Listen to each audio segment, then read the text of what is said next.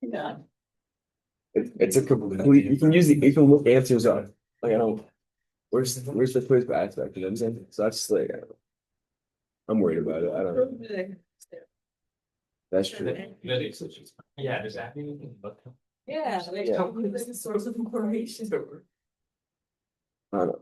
That's scary though. I But we feel like have to do yes. I Yeah, think it could be like that. it's 20. Was it like 28, 30 questions? It's 28. It's 20 points, All right. but there's more than 20 points available. So if we get one wrong, tell me that we get all 20 more, feel it. So you have like so many chances to get points back and stuff. All right, so we're gonna, That's it. couple of days ago, I introduced oxidizing reducing agents. Please remember that oxidation is gonna be loss of electrons, so if something's being oxidized, it's losing its electrons. Or some of its electrons, if that's the case, then it's becoming more positive. Does that make sense? Remember, electrons are gonna be negative, so if it's losing something negative, the species itself is gonna become positive. If something's being reduced, that means it's gaining the electrons, and so its oxidation number or its charge is going to be decreased or more negative. Does that make sense? All right, so arrange these species in order of increasing oxidation states for the chlorine. Okay, so if we have, here we have CO2, CO2 minus Cl, Cl2O5. So what we want to do is we want to arrange these in a way in which to increase the oxidation number. So we want to find one that first pick out the chlorine, or pick out the species in which the chlorine has the smallest oxidation number or charge. That makes sense? Yes, no?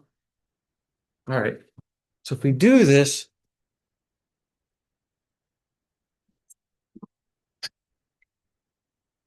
and just from the question alone, the way the question asks, we can assume that the chlorine is what's going to be changing in charge. So if we have ClO2,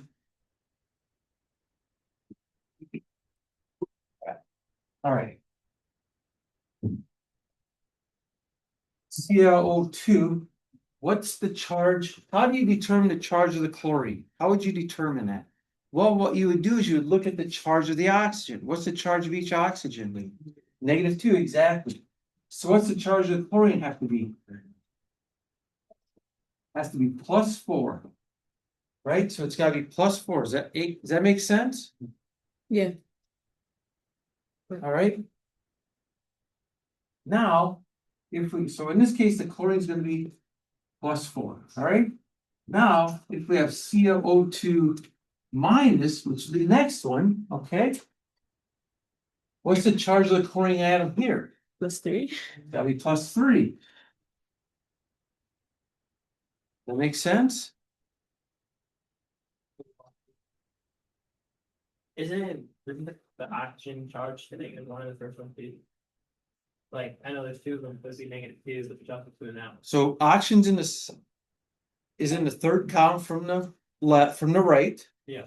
Okay, so we have the noble gases are 0, the halogens are -1, and so oxygen's gonna have a charge of -2. So if you have 2 of them, that means this has got to be -4. That's got to be +4. Yeah. So in the second one, there's 2 oxygen, is the same as 2 oxygen at -1. So the whole species is -1 charge, Oh, okay. right? So if this is -4, this has to be +3 in order for the whole species to be a -1. Make sense? Now we have Cl2. What's the charge of the chlorine here? -1. What's the charge of all elements? Oh, it's 0. It's 0, right? Because this is in its elemental form, correct? Remember we talked about those diatomics, right? So in this case, it has to be a diatomic, right? So this is in its elemental state, right? Now we have Cl2O5.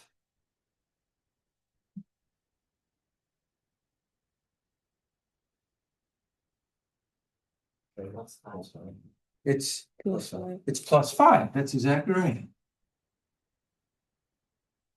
Make sense? Mhm. Right? Each oxygen is gonna be -2. We have 5 of them, so this portion has to be -10. That means the chlorine has to be +10 because the whole species is neutral. If I have 2 of them, then that has to be +5. Right? Okay, so we want to arrange these in order of increasing oxidation state. So which one's gonna have the lowest oxidation state? Well, that's clearly gonna be the chlorine gas. Right? And then the ClO2 minus, ClO2, and then CO2O5. Hopefully I type these up right. There we go. So the correct answer would be B, right? Mhm. I'm confused on the ClO2 negative. Like I got all the other ones, but I'm confused why I have three if two. So oxygen's -2. I have 2 of them. So what's the charge of the oxygen? Like -4, but the whole thing has to be -3, has to be -1. So x -4 equals -1. So what's x gotta be? 3. It can't be -3. If it's -3, that's -7. Oh, I mean, yeah, plus 2. It's gotta be +3. Okay? So it's gotta be, oh, of course, tiny, too early in the morning. Gotta be 3 -4 equals a -1. Right? All right, we're good? Mhm. So anytime you see oxidation state, that's the same as a charge. It's just another way of saying what is the charge. Okay? Good? All right. Give the oxidation number or the charge for phosphorus in the following.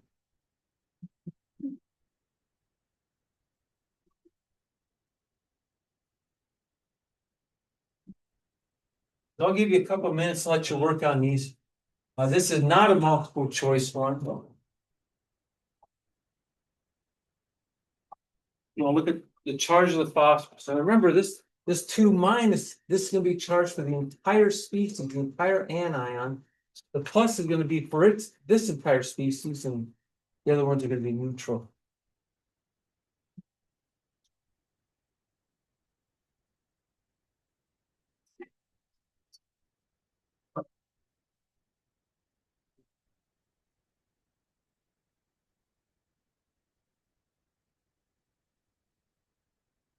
Just during the pulse.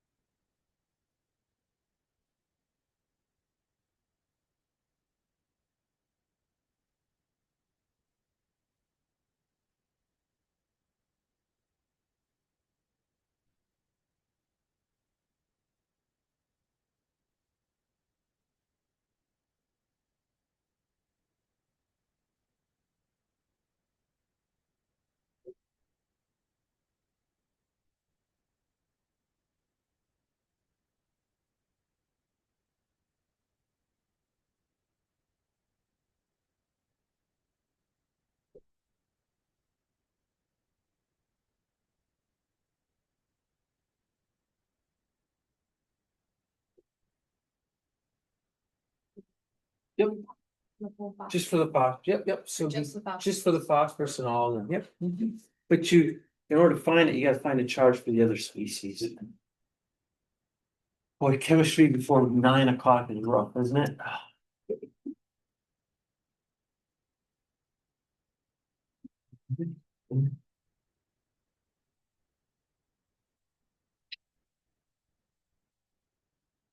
I teach a class right after lunch, and that's a tough time too to have class, man, I don't want to go to sleep. Usually anytime after I eat, I'm asleep.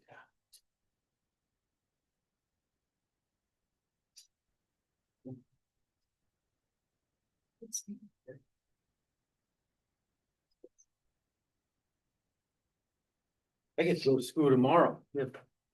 Or a workshop or something.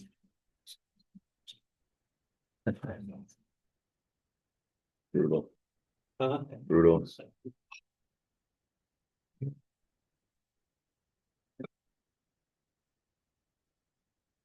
Will be okay, it's part of my job.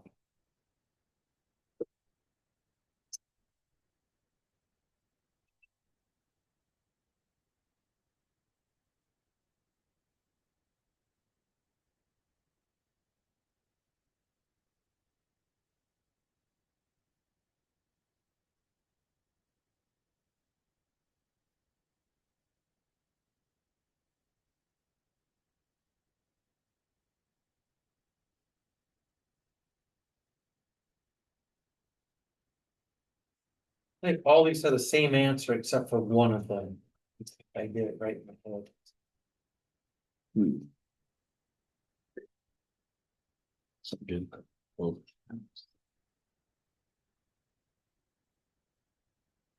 Good? Ready? no. Okay. We have H2, E2, 2 minus, right? And copy that balance factor. All right, so the entire anion is gonna have a charge of -2, correct? The whole thing, okay? What's the charge of each oxygen? -2, so we have seven of them, so it's going to be a charge of -14, right? Right, so this is gonna be, over here, we have a -14, correct? What's the charge of each hydrogen? +1, so we have, this gotta be +2, right? So what does the charge of phosphorus have to be? And +5, +5 for each one, for 10 for the two of them, that's exactly right. So the charge for the phosphorus in this case is gonna be +5. mhm. Make sense? You have 2 plus 10 minus 14 is gonna be equal to a -2, which is what we want. Does that make sense? Yes, no? Alright. Now. At H, you have H4. Charge of each hydrogen is gonna be what? +1. Yep, so it's gonna be +1, so this is +4, so the phosphorus has to be -3. -3. Make sense?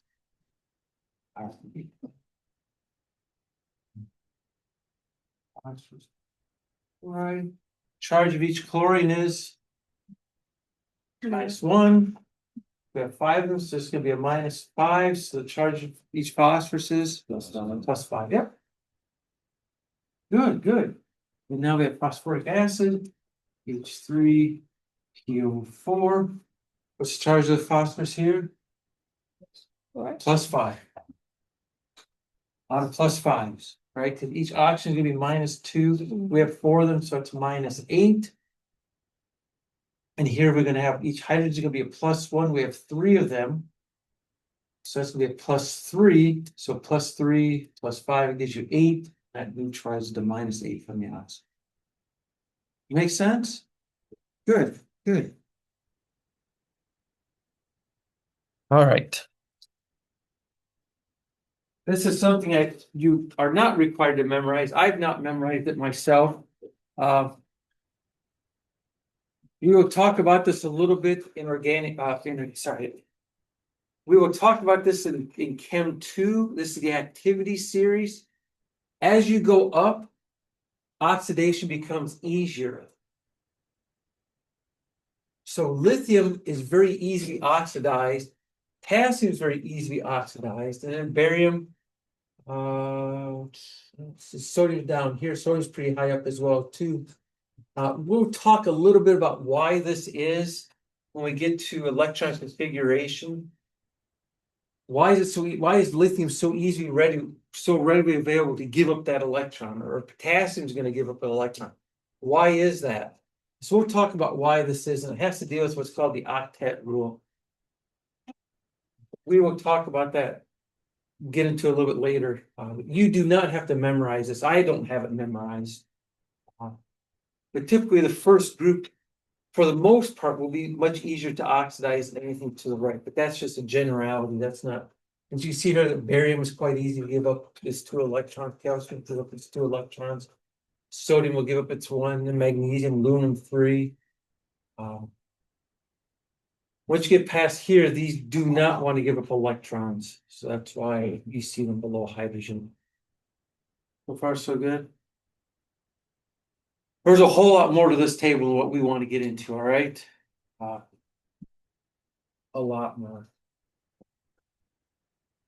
Let's see here. We aren't going to do that yet. We'll get to that. All right. More of these multiple choice ones. Which represents nitric acid dissolved in water? So what I'm trying to do, I make mistakes. And so the last couple of years I've taught chemistry. I've not done a good job. At least I don't feel as I've done a good job teaching you some theoretical chemistry, because the last exam you have for the semester has a lot of theoretical chemistry. And most people don't like to read, correct? Or do you love reading your chemistry textbook? Do you just love that book? It's not. Oh, okay. Well, that's how you learn theoretical chemistry. You got to read it. So I want to get you at least thinking about this. So which one of these represents nitric acid dissolved in the water?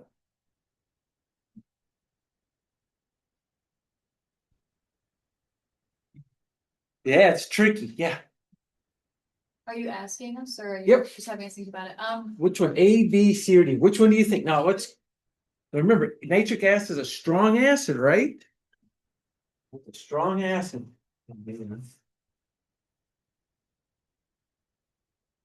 So what does it mean to be a strong acid? These questions drive me nuts. I'm much better with calculations. I've always liked math. Should have been math teachers. Should have been. So strong acid.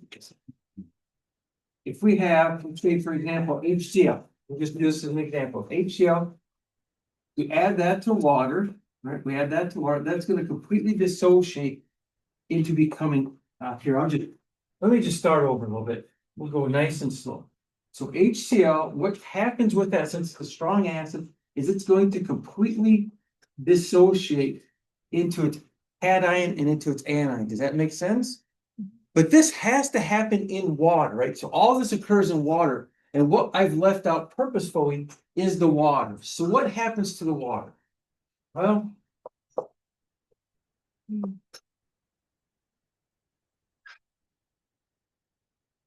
we'll learn a little bit more about this. But this thing's going to dissociate. This is going to be our acid. This is going to be our base. This is going to take on the proton. So this becomes H3O plus Cl minus. Does that make sense? Because this becomes our acid. And this is our base. So if we look at this example here,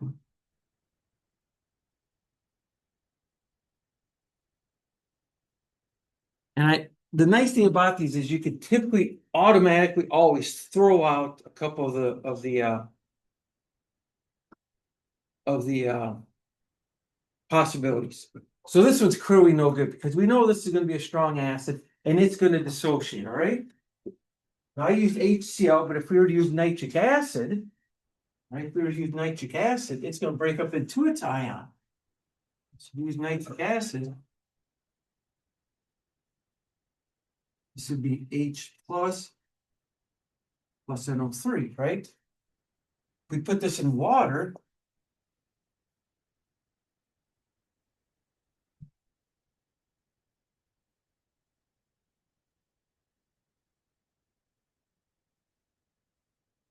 So we can throw out B because it doesn't show it dissociating whatsoever.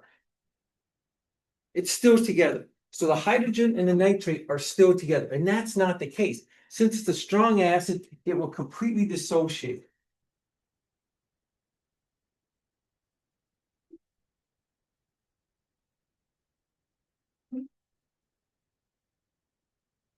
Completely dissociation. All right, spell that right. Hate to spell it. Okay, so we'll completely dissociate. So we can automatically throw that out. Okay. Is there something wrong with C? What's wrong with it? Not all of it's dissociated. Not all of it's dissociate, so we can automatically throw out B and C. Does that make sense? Okay, so now we're down to A. And oh my goodness, I forgot B. Oh my goodness. All right, so D, I gotta change that. Which one do you think is right? D, that's right, D. What's wrong with A? Didn't ionize it. Yeah. There's no charge. There's no charges to them. So since there's no charges, that's the problem. If it had the charges, these two would essentially be equal because we just leave out the water. So the correct answer for that would be D. That makes sense? It's details. It's details, details, details. Oh my goodness. Details. All right. Which term best classifies this reaction? Somebody said it. Precipitation. That's exactly right. Well, because we're making a precipitate. That makes sense? If you're looking, so there's no acid or base in here. We're not combining things. If it's redox, this would be +1. There's still +1. This is plus, and it's so +1, -1, +1, -1, +1, -1, +1, -1. So there's no redox reaction because the charge is not changing. And we are producing a precipitate, so the correct answer for this would be C, the precipitate. Good? All right. A complete combustion reaction of an organic compound produces primarily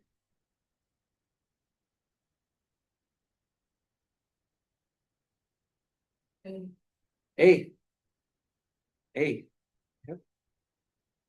So what's combustion? So if you have if you have a hydrocarbon, right, which is what that's talking about,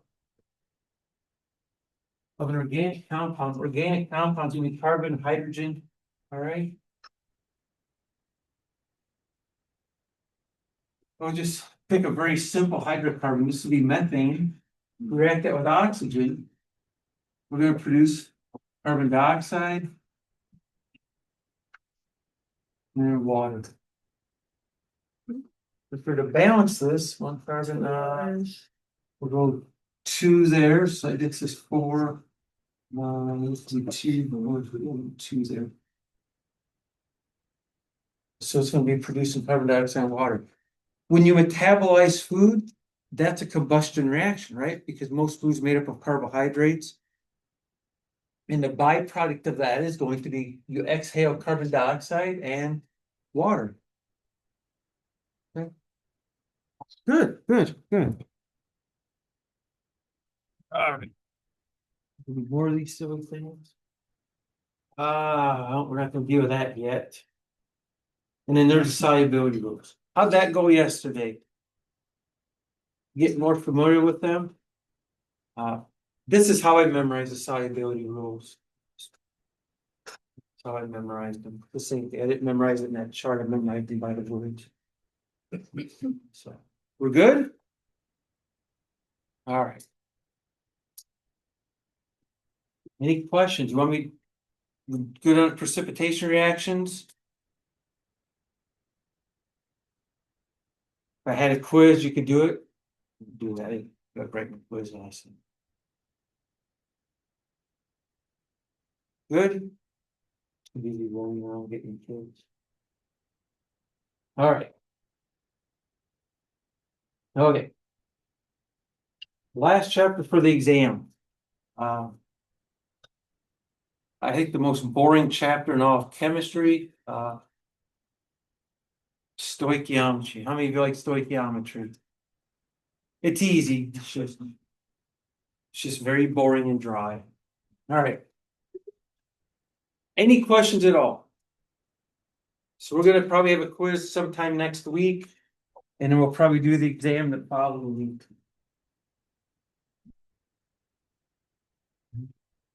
My quizzes, I don't, my quizzes will typically have one question per chapter. It's just worth 10 points.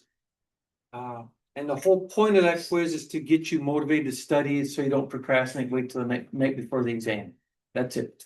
So if you're humbled by them, that's kind of the intent. Make sense?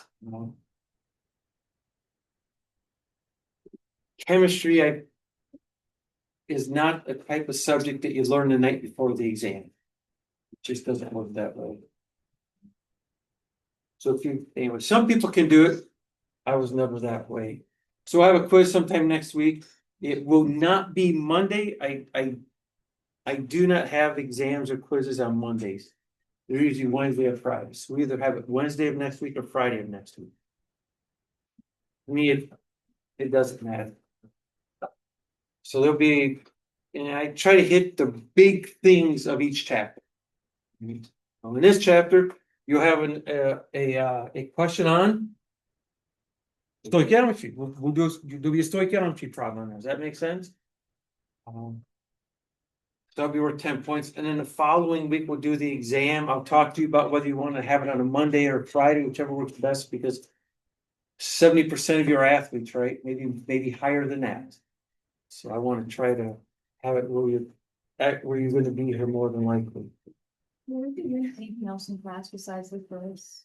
Say what? Will we be doing anything else in class like besides the quiz or will? Oh, we'll have a lecture. I'll lecture and I'll give you the last 15 minutes of class you do the quiz. Okay, Yeah, so I'm not gonna give you an hour to do this. right.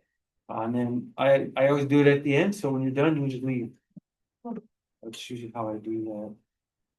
And I give you about 15 minutes, sometimes 20, depends on that. And then my exams are worth 100 points, but there's more than 100 points possible. Makes sense.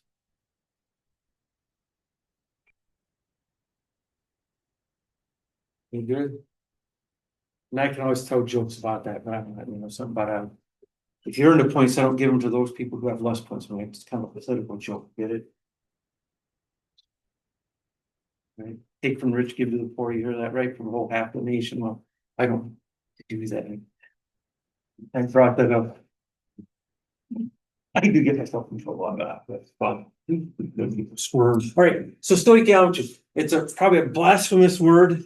Actually, it's a biblical word, really, starting with beginning. When Davi was in the lab, and I shook the hand of a Pastor Bob. I don't know if you remember him. I would say the smartest. I would say in the top 2 or 3 smartest people I ever met in my entire life. I've met Nobel Prize winners, and he is on a further scale. But he taught me that stoichiometry is actually in the Bible. I just don't remember where it is, but it has to do with the beginning. And if you look at a Latin word, I can't remember what word it was, but he said there's a certain important word in the New Testament that you can take that word out, and it basically was stoichiometry. Just completely amazing. But it's just a fancy word meaning weight relations or quantitative relations in a chemical reaction.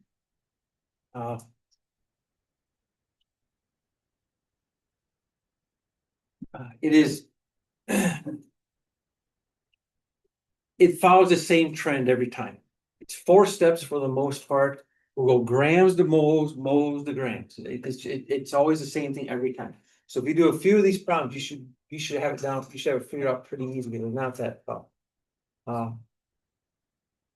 First thing we have to do if we're going to do stoichiometry, step number one is you got to have a balanced equation. You got to have a balanced equation.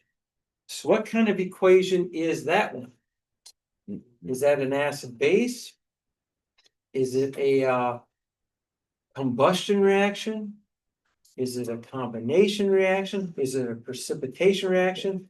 Or is it an oxidation reduction reaction? What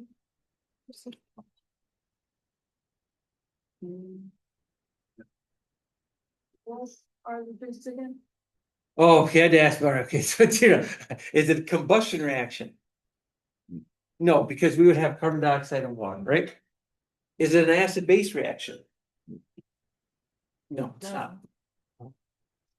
We'll ignore the combination. We don't talk about that a whole lot. Would this be a precipitation reaction? No, we don't have a precipitate, even though we do have a solid. Now, the key to this, the key to how I look at this is, what is this?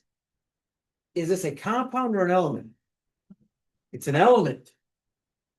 Compound or element? So we're producing an element, right? So if we're going from element to something that's not element, the oxidation state is changing. So this would be a redox reaction. Yeah, yeah, yeah. Yep.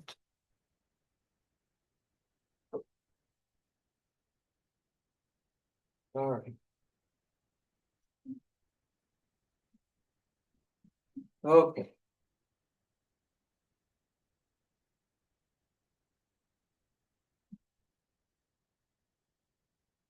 Okay. Okay, everybody got your periodic tables out because we're gonna be using those now. All right, so first thing I'm gonna teach you before we do this. First thing I'm gonna teach you is we need to learn about this thing called the mole. All right. I don't know the origin of the term the mole. I don't know why this came about. But what this has to deal with is this has to deal with Avogadro's number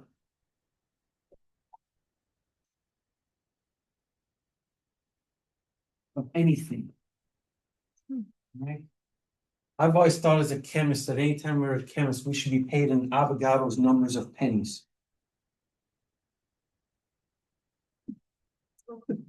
Yeah, it's a lot of money, isn't it? I mean, it's an insane amount of money. It's ridiculous, but why? Okay, all right. I'll take a fraction of a penny. I'll take 1/1000th of a penny. All right, wow, and it's still a lot of money.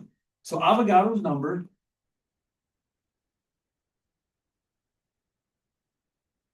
is 6.022 times 10 to the 23rd anything.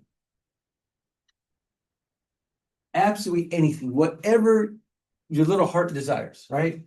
Back when I was younger, my goal was to eat an Avogadro's number of donuts. Of course, my pancreas would crap out and die, but you know, great way, you gotta die somehow. So I used to like donuts. I don't eat them anymore. They said they didn't. If you had an Avogadro's number of silver dollars, anybody ever been to Texas? You ever driven across Texas? I've been there once. It's huge, right? If you had an Avogadro's number of silver dollars, I believe it would cover the entire state of Texas 3 feet high. Right? I mean, Avogadro's number is just it's a phenomenally large number. It's an insanely large number. It's just huge. It's absolutely enormous. All right. So Avogadro's number of anything. Okay.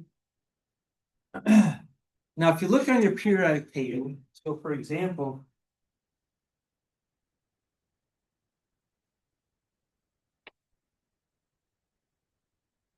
so if you look on your periodic table, you would have, for example, we'll just pick on carbon. Carbon is 6, will be 12.01. Now, we talked about this 12.01 and that it's a weighted average of all the isotopes that make up carbon. Okay. It's also another unique number. Now, because matter is neither created nor destroyed,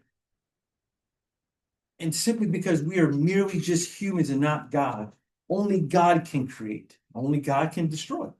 That's how that is. He made all of this out of nothing by simply speaking his word. That humbles me immensely, certainly when I think about prayer and how, at least I'm a Gentile. I don't know about you all, but I certainly find that exceedingly humbling that I can go to him and speak to him. I find it so unjust on his part. Why would he listen to somebody like me? I am blown away at that. But his mere speaking of words created everything. So in a chemical reaction, matter is neither created nor destroyed, it just changes state or changes form. That makes sense? Now, if we're going to be doing a chemical reaction, a lot of times we want to mass something. Okay, now it would be absolutely terrible if we had to count the number of atoms in order to do a chemical reaction. Does that make sense? So what Avogadro did is he came up with Avogadro's number and said, okay, if I have Avogadro's number of anything, that is going to be a mole. Okay. So where's this going with this? This number right here is Avogadro's number. And what I mean by that is if we have 6.022 times 10 to the 23rd carbon atoms, the mass is equal to 12.01 grams.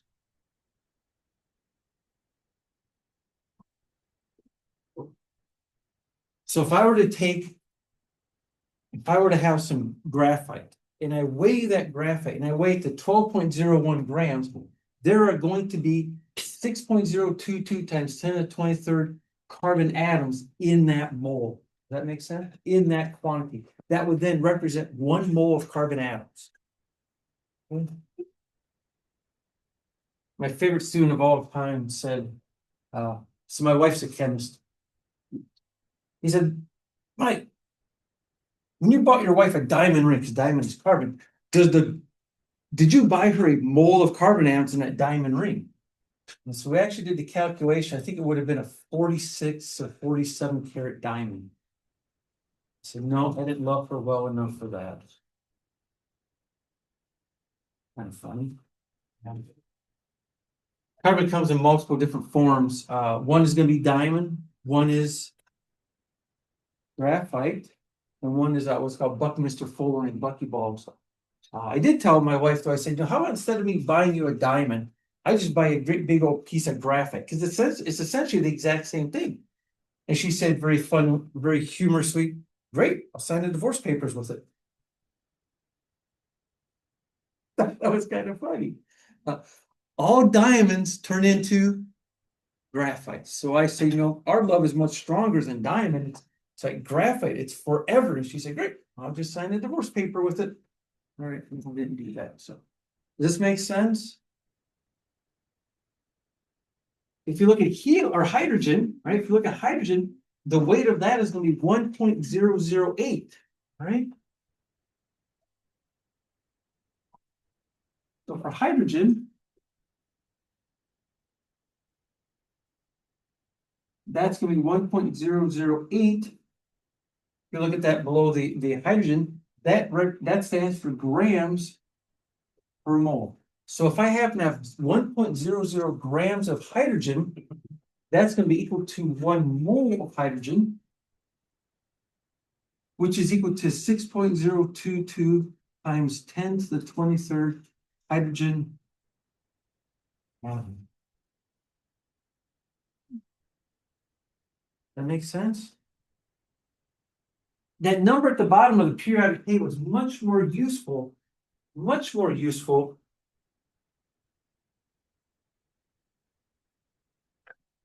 way more useful when you look at it in terms of grams per mole. Okay. If you struggle with a mole, just think of a mole as like a dozen, right? If I were to go buy if I have to go pick up a dozen eggs for the family, I'm buying 12 eggs, right? But a dozen can represent anything, correct? I could go buy a dozen donuts. I could go buy more importantly, a dozen fishing lures. My wife will use that graphite ring and sign divorce papers and spending her money. It's kind of a joke. It is a joke. Does that make sense? So dozen anything. Right?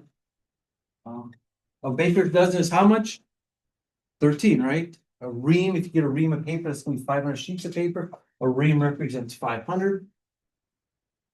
a mole here is gonna be this number of atoms. Now, an atom is extremely small, extremely tiny. We don't know this number to perfection. Does that make sense? I mean, it's 6 with approximately this with 0.22 and then 20 more zeros behind it. It's an astronomically large number. It's just a huge number. When you look at this equation,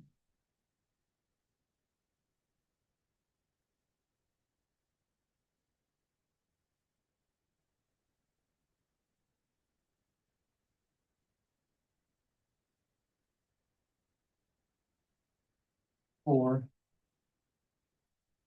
we can interpret this equation a couple of ways, right? Up to this point, up to this point, we've been interpreting this as, all right, if we have one molecule of iron oxide, the reason I didn't give it a charge is because this will have multiple charge, it'll be +2 and +3 the charge of the iron. This is actually how iron comes out of the ground. They do a reduction of it with hydrogen, all right, in a tremendous amount of heat, and they get iron metal, which is used to make vehicles and buildings and all that kind of stuff. And then water is also going to be a byproduct. So we can look at this as we have one molecule of iron oxide reacting with 4 molecules of hydrogen to produce 3 molecules of iron and 4 molecules of water. That's how we've been looking at it so far. Another way we can look at this is we can say 1 mole of the iron oxide reacts with 4 moles of hydrogen to produce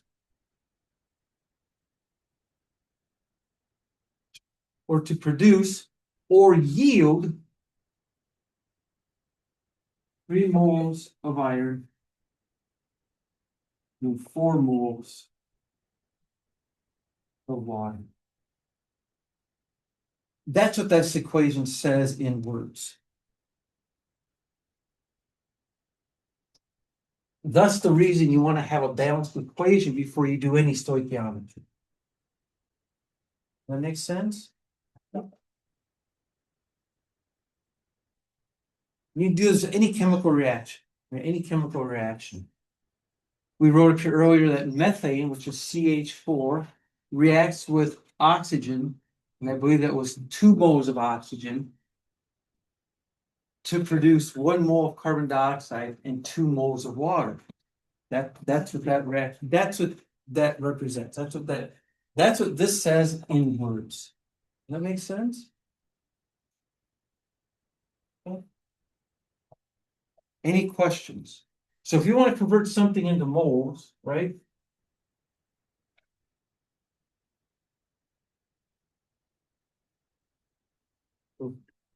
We've done this a little bit, right? If we look at the molar mass,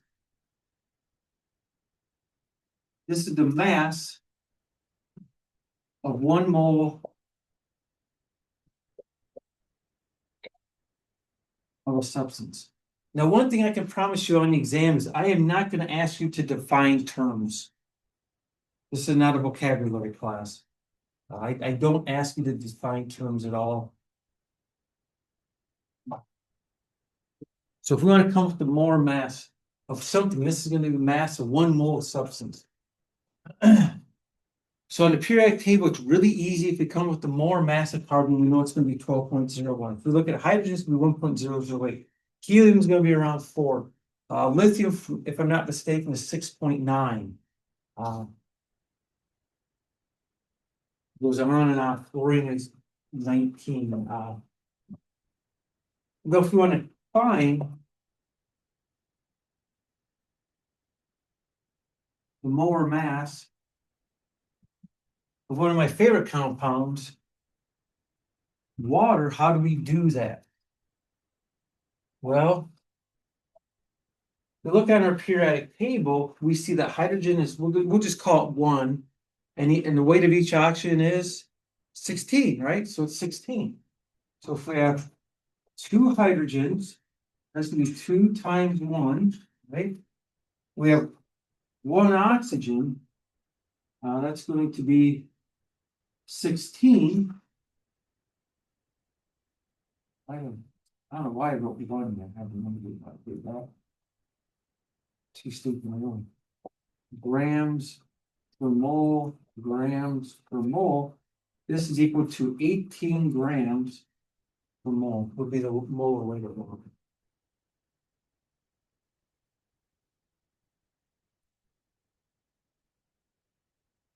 Or we can say 1 mole of water is equal to 18 grams of water.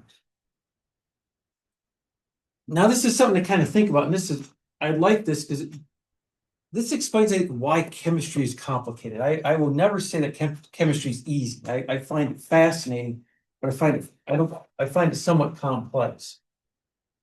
So this would, if we look at the density of water, remember that? Remember its density? This is one of these factoids you want to keep in the back of your mind. Always keep it back of one. It's 1, yeah, it's 1 gram per milliliter. So if I have 18 grams of water, that's going to be 18 milliliters of water. Does that make sense? So this is just a little fact that 6 equals 18 milliliters of water, simply because of the density of water.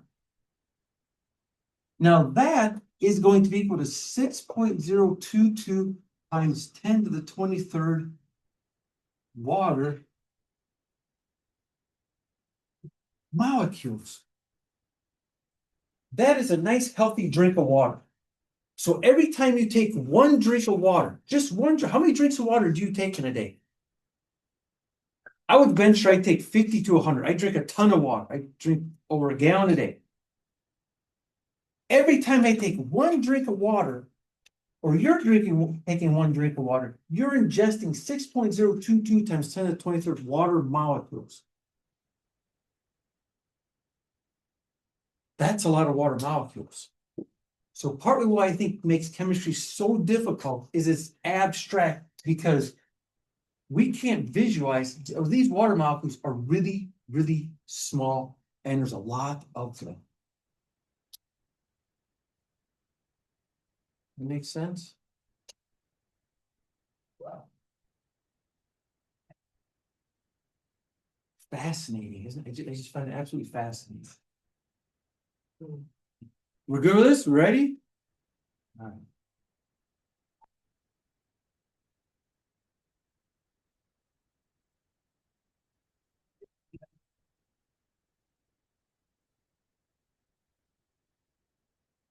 Okay. So on to this problem. Happy 4 then 3 and 2. Okay. Now what we want to do is we want to find the number of grams of iron if we start out with 41.7 grams of the iron oxide. First thing I do, whether it's chemistry, physics, it doesn't matter what problem I have, or what discipline I'm teaching, I'm always going to start with what's given to me. Does that make sense? Always start with what's given to me. Always going to start with that. Okay. So I'm going to start with the 41.7 grams in iron oxide. All right. I do these things exactly the same way. They never change. All right. And I'm going to make this a fraction just by putting it over 1. I can take any number you give me. Give me your favorite number, and I can simply make it a fraction by putting it over 1. And the 1 is it's going to be u, right? Now the second thing is I want to find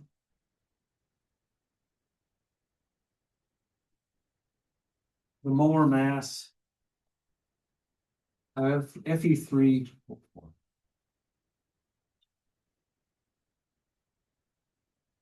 All right.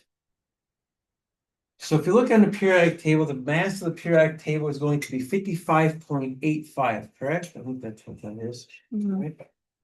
So for iron, we have 3 of them, so that's gonna be 3 times 55.85. We can't do that in my head this early. Right?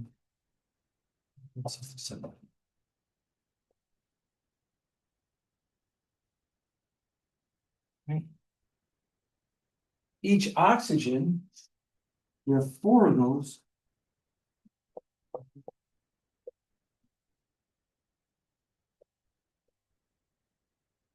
And that's gonna be 16 grams per mole.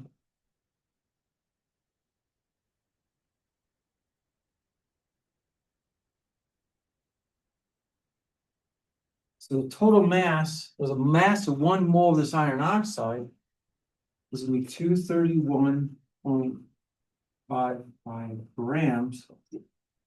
And that's for 1 mole of iron oxide. So another way of saying this is that you could say these either 231.55 grams is equal to 1 mole, or 1 mole is equal to 231.55 grams. Making sense? Nice. Now, we had said that here, this is if we have 1 mole of iron oxide reacting with 4 moles of hydrogen to produce 3 moles of iron and 4 moles of water, right? So these are not in grams. Does that make sense? These are going to be in moles. So we got to convert this into moles. How do we do that? Divide. With the molar mass. Does that make sense? So the pattern we're going to do is we're going to go from grams to moles, from moles to grams. That's what we're going to do. Grams to moles, moles to grams. Grams to moles, moles to grams. That's my favorite song and dance. Joke. That's right. I'm in Michigan. You should go experience west of the Mississippi. They're humorous. We don't have a lot of people, so we laugh a lot, say a lot of jokes. And this was our song for when we walked down the aisle and got married. It's a joke. We had no music, it was too expensive. Okay, so go grams to moles, moles to grams. So in this case, we're going to go grams of iron 3O4. We're going to go to moles of iron 3O4. And then we're going to go to what? Well, what we're looking for here is we're looking for iron. We're going to go back to what is asked of us, and we're going to go to iron. So that means we're going to go then to moles of iron, and then ultimately to grams of iron. Does that make sense? Mm-hmm. So that's, in essence, this is the path we're going to take to get to our answer. Okay?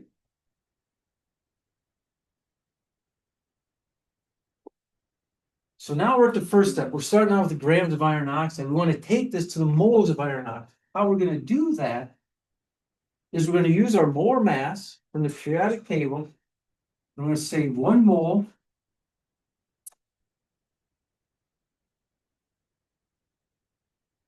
of iron oxide is equivalent to 231.55 grams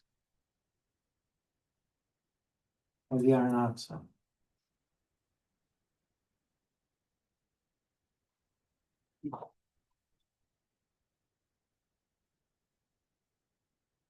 Any questions up to this point? We're going to do a lot of these next week. We're going to do a lot of these. That will cancel with the grams. Okay, so that cancels. So far, so good. So we're now at this step. Now we have to go to that step. For this step up here, right here, we're going to use the balanced chemical reaction. Right? And so to look at that, we're going to look at the number here and the number there. And the reason we chose iron is because that's what was asked in the problem. Okay?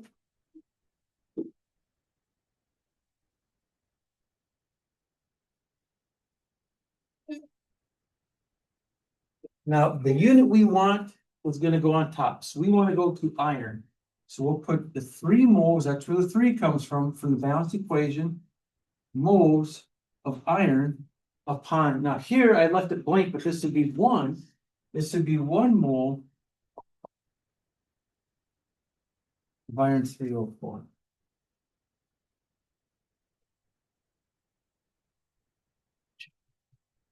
And those moles now are gonna cancel it. Make sense? And then lastly, we'll do the very last step. 1 mole of iron. If we go back to our periodic table, this is going to be 55.85 grams of iron. And now the moles of iron cancel.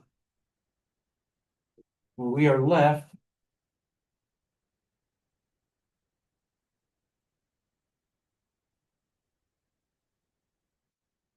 my goodness, they denied it again. Dang. They used to be pretty good, not anymore. Should try to figure it out. Okay. Grams of iron, which is what we want. So how do we do the arithmetic? Remember, we're going to multiply the numerators and divide by the denominator.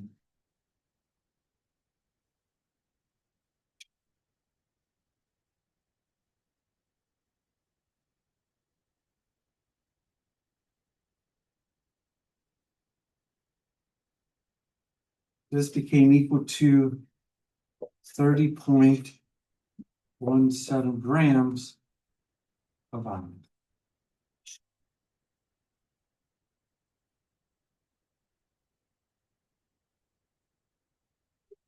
That makes sense?